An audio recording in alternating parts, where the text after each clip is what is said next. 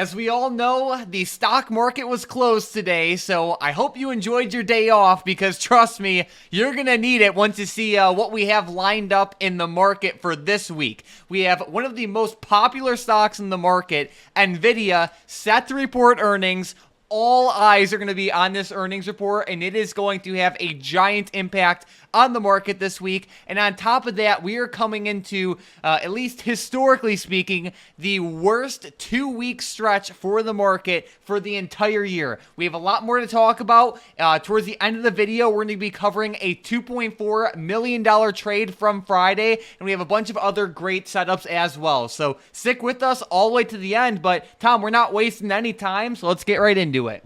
Yeah, the market last week was actually pretty rough on Friday. Overall, we saw a great move out of the SPY. It ran up towards those all-time highs and actually double topped right at that key level on Friday in pre-market. Now, this is going to be very important for the setup going into this week. I know a lot of people are out there and they're looking for that breakout. And if we do end up breaking this 503.50 mark, then I think we could see a continued, good move to the upside. But I will say, judging by the way tech stocks moved Friday and by the way the SPY dropped, it's not looking good heading into this week. Now, that doesn't mean that stocks can't turn around, right? We've seen it happen a lot lately. NVIDIA is down around key support. It's been bouncing off this for a couple weeks straight. So if we do end up breaking this like 722 level with these earnings coming up, this will be very important. But all eyes are going to be on these key tech stocks and whether or not that SPY can break that all-time high. And I really think that the NVIDIA earnings coming up this week are going to be what push the market to that high or to a new recent low. And I have a bad feeling that NVIDIA, I don't know, Mike, it seems a little bit overhyped in the short term, but then again, SMCI and ARM and others have continued to go. Exactly. So before we dive deep into NVIDIA, let's circle back and look at SMCI once again. So we talked about this stock so much last week, especially in a bearish way, and this thing got absolutely shredded on Friday. It fell by like 20%, and it was a complete bloodbath, and this should not be surprising to anyone. I mean, the stock was so overbought, and it's like when you get that overextended, it's just like a matter of time before you just have a natural pullback. And what's so interesting is that SMCI is in like the overall, I guess you could say, semiconductor industry, and it's connected to a lot of these other popular stocks right now, like NVIDIA and AMD and ARM and stocks like that. But the thing is, it's like when you see SMCI fall off a cliff and lose 20% of its value in a day, I promise you that doesn't help NVIDIA and ARM and AMD. So, looking at NVIDIA right now, even though it's been a lot more, it's been stronger than all these other chip stocks for, months now at a time, when you see like other big names falling off a cliff, it makes it just that much harder for NVIDIA to continue higher. So, I'll tell you, Tom, I am a little bit skeptical of NVIDIA's earnings report this week because the sentiment it's definitely weakening. Yeah, and we've seen some good numbers lately. Like even if we go to DraftKings, I know this is not even close to NVIDIA as far as like the way the stock goes, but the earnings were kind of mixed, right? Like they had decent earnings, but then again, they had that deal with Jackpot, and then it just kind of put a damper on things. It ended up closing right around the same closing price Friday as it did on Thursday. And that's a pretty negative thing with earnings, right? You saw a big IV crush. A lot of the calls and puts both got destroyed on Friday there. So whenever we look at NVIDIA this week, it's like, yeah, they could have good earnings. They could have great numbers, but then again, is their guidance going to miss slightly? Or will they have negative numbers, but then their guidance is good, right? It's hard to make the exact guess. Now, NVIDIA has been really good lately. They've been seeing a lot of growth. Will they sustain that? If not, I would suggest maybe just being very careful with this one. And Mike, we're always those people out there that say, hey, just be very careful with earnings, right? There's a lot of people out there on YouTube and everywhere else that will really hype up these earnings to try and get you guys to play them. And guys, at the end of the day, it's very, very risky, right? We love playing, we love seeing big moves on earnings, but then again, it's not necessarily the best thing to play at the end of the day as far as statistics go. So just be careful out there and maybe look at the move after the fact, right? Like if NVIDIA starts doing great and they break this triple top around 745, then sure, play the breakout. But hey, until they break that, I'm not touching it. Exactly. And let's look at NVIDIA on maybe like a weekly chart, Tom. As we zoom out, this stock has been blasting to the upside nonstop since like October of 2022. It went from like $118 a share up to, you could say, like 750. It's like if you're trying to go bullish on it now at earnings, it's like, where were you at 300 or 400 or 500 or even 600? It's like you're kind of like getting to that later end of the trend where it's like, is it really worth the risk? And I can't help but draw connections to like what we saw with SMCI last week on Thursday. Everyone knew it was overbought, and that didn't stop it from going up even more. But on like a daily chart for SMCI on Thursday, it went from 950 up to 1,000. Was it really worth the risk? Clearly not, because as soon as the trend changed, it moved quicker than anyone could have possibly, adjusted as if you were long. So I guess what I'm trying to say with NVIDIA this week is, it can keep going up, but I don't think it's worth the risk. And I think the smartest thing to do is to wait and see what happens after the report and ride the momentum accordingly.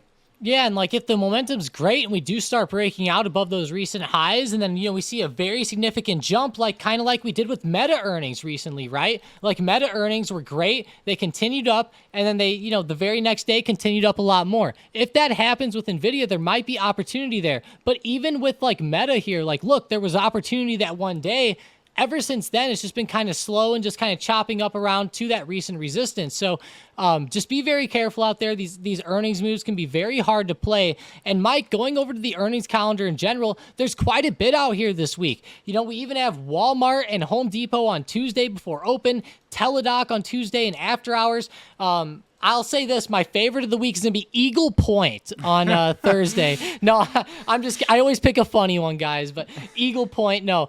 Seriously, though, I think my favorite has to be NVIDIA, but if I had to pick a second, because, that's not fun, I'm actually going to go with Lucid on Wednesday and after hours. That's kind of an outlier for me. Hopefully they can get their shit together in a nice way to say it, right? They've been down to the dumps lately. No doubt. And for, as we all know, the star of the show is NVIDIA, but to have some fun, I'll also keep a close eye on SQ, which reports on Thursday in after hours. This stock has been, stuck in the dumps for a couple years now, and it's kind of like at a point where it's like, it starts to need to show some like signs of life pretty soon. So we'll see what happens with it, but either way, I will keep a close eye on this one.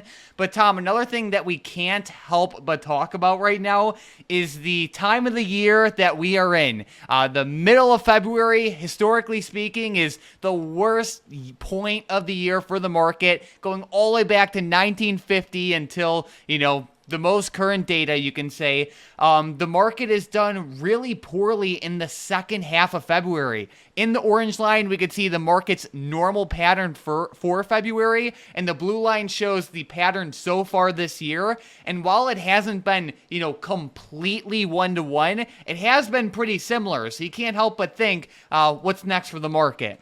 Yeah, and if we do start to see that downtrend here, it's just perfect, right? Like we started off with the 15th of February last week. We're going into this week, going all the way. We're actually skipping a few days, right? Because it's the weekend, I guess, right? We're going to be opening up on like the 20th tomorrow. So it's a long weekend, so we got to keep that in mind. But if we do see a big downtrend, that's going to put us right on track here for this move in February, right? And it looks like that move continues down into the end of the month. So keep that in mind, guys. We could see that happen. And we've been seeing these historical plays play out pretty well lately. I know last September was pretty common, and that ended up playing out really well to the downside too. So just watch out, especially as SPY is right around this double top, right? Like if this double top keeps holding up, it's going to be pretty tough. And it's right around the $500 mark too. We're now going into next week under 500 again. I thought we were going to go into this week above 500 with the, like with the rockets ready to go. But hey, it didn't happen. We ended up with a pretty negative Friday. Exactly. And that's a great point. It's like we closed out the week, pretty weak, you can say. And then you had SMCI get shredded among a couple other stocks that had a not good Friday, and around 66% of stocks in the S&P 500 also closed red. And then another thing worth noting is I saw this chart over the weekend that basically shows how euphoric the market is right now compared to the past couple of years. And long story short, what we could see in this blue line is basically call skew, but the main thing you need to know is the higher this goes, the more euphoric and bullish people are about the market. And like almost every single time that it has gotten this euphoric over like the past couple of years, it always ended up pulling back. So, with all of these major, data points being shown right now, it doesn't mean the market has to fall going forward, but there is a lot of a lot of things happening right now that'll make it even harder for the market to continue up. So either way, as always, we'll ride that momentum and we'll take the market day by day. Yeah, and this is going back to the chart that we've been showing for the past couple weeks, which is the worst 2 weeks out of the entire year since going back to 1928, guys. Like, that is a huge number. Normally, when we talk about statistics, they only go back to 1950, 1978, 1985. They usually don't get something that goes back this far to 1928. The second half of February is the worst 2 weeks out of the entire market for that time. So we need to keep that in mind too. It doesn't mean it's going to happen every single time, but it's something to keep on your radar. And Mike, like, let's say the market does keep pulling back this week. There's going to be a lot of opportunities out there, like with UVXY and etc. We've talked about these the past couple of weeks quite a bit. Look at what happened to this whenever the market fell over the past couple weeks a little bit. This popped up 25% within 2 days. I mean, could you imagine the options on that within those 2 days, right? So keep your eyes on UVXY, SPXS, and others if we do start to see these supports give out. And there's some pretty big ones, like NVIDIA's at support. SPY's about to fall under 498. Like, it's getting rough out there. Yeah, no doubt. And while we have NVIDIA's earnings to pay attention to on Wednesday, we also have the FOMC minutes report at 2 p.m. Eastern time on Wednesday as well. So keep a close eye out for this. It can add a little sprinkle of volatility into the already crazy market. So keep that in mind. But Tom, I think it's now about that time to talk about some specific setups and opportunities for the week. One stock I'm watching pretty closely right now is SMH. This ETF is basically full of a bunch of chip stocks, and a lot of these stocks are starting to slow down a little bit. SMCI's movement surely doesn't help that industry right now. Long story short, I'm watching this one to the downside. I would love to see a break below like $200 and like 80 cents or so, and I just want to see the chip stocks pulling back. If we open up tomorrow and all the chip stocks are flying higher, then clearly it doesn't make sense to short this or play SMH to the downside. But if we do start to see them pull back, I think it can make for a pretty good opportunity. Yeah, it seems like a pretty good move to the downside. It's right around that $200 mark. If SPY keeps falling under 500 and then these tech stocks keep going, I think this could be a great play for this week. So I'll keep SMH on the radar around that level that you mentioned. And with my first play, I'm going with Meta, actually, and I'm looking at it to the downside. I feel like it had a great move with earnings last week. And I will say this, though, you always have to be careful of the move up, right? Like if Meta does break like 489, then go ahead and look at it to the upside. There could be a good breakout opportunity there. That would be one hell of a move back up, though, to the highs of last week. Like if the overall market's moving down and tech stocks are falling and Meta gets under 468, I think there could be a much better opportunity down. So I'm going to keep watching for these puts, Mike. I think that they'll be on radar for the next couple weeks, honestly, especially given the historical data coming in. Sounds good. Another stock I'm watching pretty closely right now is Affirm. So this stock has been flying high over the past, honestly, since like the beginning of 2023. This stock was trading for around $10 a share, and it got all the way as high as like 52 back in December of 2023. But it's been like consolidating and just been losing a lot of its momentum over like the past like couple of weeks. And we are now at a very critical support around $37 and like 70 cents or so. So if we see a break below that, I would definitely consider playing this one to the downside as well. Yeah, I really like that support. If it gives out, I think a firm could also move down pretty good. So I'll have it on the radar. With the next play, I'm going with Bank of America. These banks are doing pretty well in the short term. And I think Bank of America is at a pretty key level. If we zoom out a little bit and we put this resistance right around like 34.15 to 34.20, I think that if we break that going into next week, we can see more upside momentum out of the banks. Bank of America was a strong close on Friday. So if we break that resistance, then look at it up. Now, obviously, banks are a little bit different than the overall market, right? Like if all tech stocks are down, if all the banks are up, they could still move with their own sector. So keep that in mind too. It's not like it's going to always follow NVIDIA, but at the same time, there's always that moderate correlation to SPY, as we can see in the bottom right-hand corner. There we go. All right, well, let's get right into the momentum plays. And with the first one, we have ExxonMobil to the upside. And let's not forget that Warren Buffett and a couple other big investors have been silently scooping up some of these energy-related companies. Yeah, I really like this one. There's a big resistance coming up right around 104.80 to 105. I think if we can truly break 105 this week, we could see some good calls. So go ahead and watch 105 before we see the breakout. All right, with the next one, we have Qualcomm to the downside.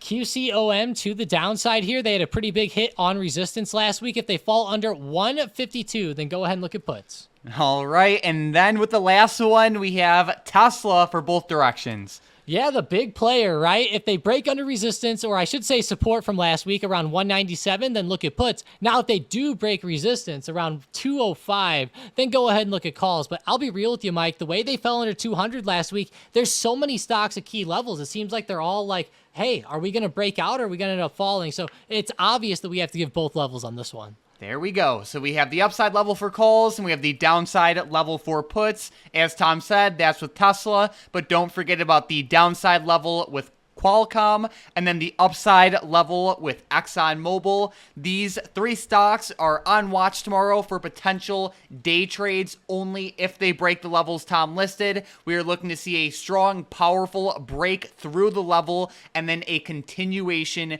in that direction. So keep a close eye on these three stocks, but we can't forget about today's big money $2.4 million trade of the day.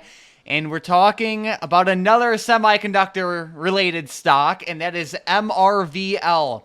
Basically, on Friday, the big money bought $2.4 million worth of the MRVL 70 strike put options that expire on June 21st of 2024. Looking at MRVL right now, it is up a decent amount over the past year or so, and it is showing some short-term weakness. This $65 to $66 area has been a major support for this company in the past, and if we do see weakness at this level, I can definitely see it continuing lower. But I think a big factor with the market right now is just NVIDIA earnings, because if NVIDIA hits it out of the park again with earnings, the euphoric party can keep on going, right? But at the same time, if NVIDIA disappoints, it can really accelerate the sell-off to the downside for many different areas of the market. So, I feel like everyone's just kind of waiting on NVIDIA, and I feel like that's not necessarily a bad thing to do with this setup. Yeah, and on a charting basis, it kind of sucks to see all these stocks starting to bounce off these highs right now. Like even MRVL, you go out to SPY, you go to NVIDIA, Meta, they're all at very key levels, right? And it kind of sucks in the short term to see all this negativity. And if it does continue down with these NVIDIA earnings, that will be one hell of an opportunity this week, especially for other stocks that you mentioned, Mike, even like SMH, which you mentioned earlier. That could be awesome to the downside if we continue to see these tech stocks and specifically semiconductors move down in the same way. So I do like this play with MRVL. Keep your eyes on it. I love that it's not like a super long-term play, but I'm glad it has a little time, because if we do see a good move down, you could maybe catch a solid run down to 60 or 59 or 58 or something like that. There could be a pretty significant move on this considering how much it's moved up in the short term.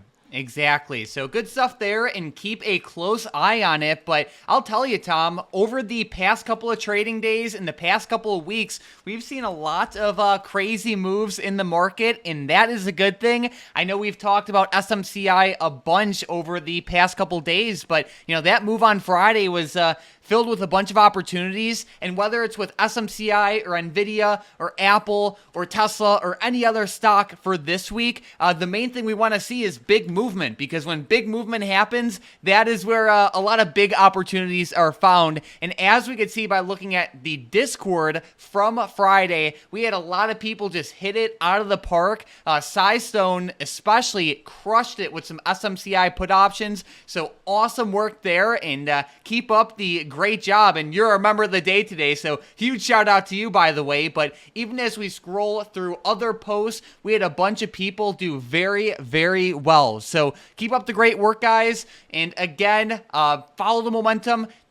Treat the market on a day-by-day basis, you can say, and be adaptable. That's the big thing. Keep those stop losses in place, and let's have a great week. For those of you who aren't already in the Stocked Up trading floor, come join us. It's that first link in the description in the comments down below. You get access to our army of trading bots. You can chat with Tom and myself all day long. You can also access the big money, multi-million-dollar trades on the same day they're made. So a lot of times it also offers better entry prices. You could join our live events, and it's the place to be if you're into short-term trading. So come join us. But Tom, do you have any final thoughts before we close out?